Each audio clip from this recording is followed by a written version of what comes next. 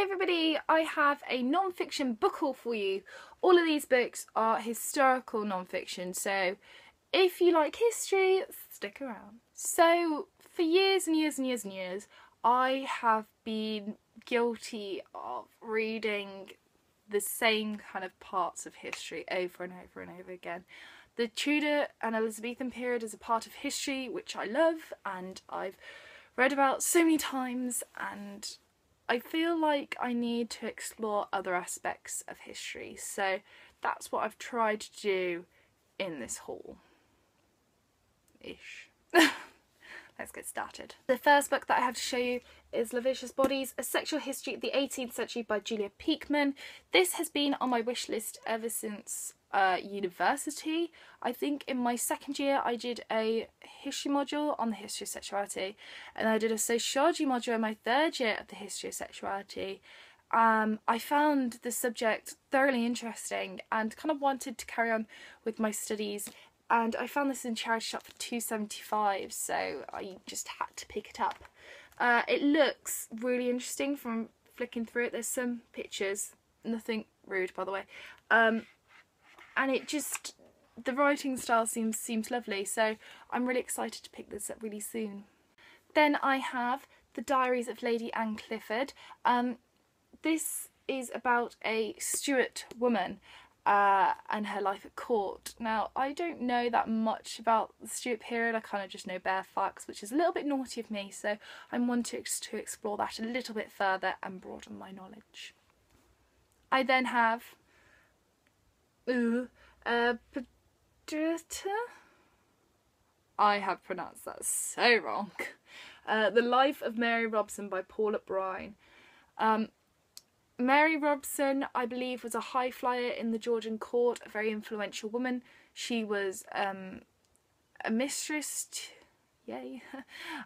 to some very powerful men. She was also a poet, a freethinker and a feminist. So that sounds really interesting and something that I want to explore further. I then have an Alison Weir. I have Eleanor of Aquitaine by Wrath of God, Queen of England. I reviewed an Alison Weir in my March wrap-up, which was a book about Anne Boleyn, and I really embarrassingly know very little about Eleanor of Aquitaine, so I definitely need to pick up more to expand my knowledge, but I thought this would be a really good place to start with, so looking forward to this. Then I have a book that I have wanted for ages. I remember I went to Historic House and I saw this and just, I didn't want to pay the full price for it. I don't know, I just wasn't in the mood to spend money, and then I tried to buy it elsewhere and I couldn't, and eventually I found it in a charity shop for £1.50, so I had to buy it, and it is The Lady Penelope by Sally Varlow. The Lady Penelope, she is a direct descendant of Henry VIII, and related obviously to Elizabeth I as well, and she is a bit of a high flyer in the court of Elizabeth I, which I know is the period in which I kind of love, but I actually don't know much about her at all, so I think I'm allowed this one. I think it's okay.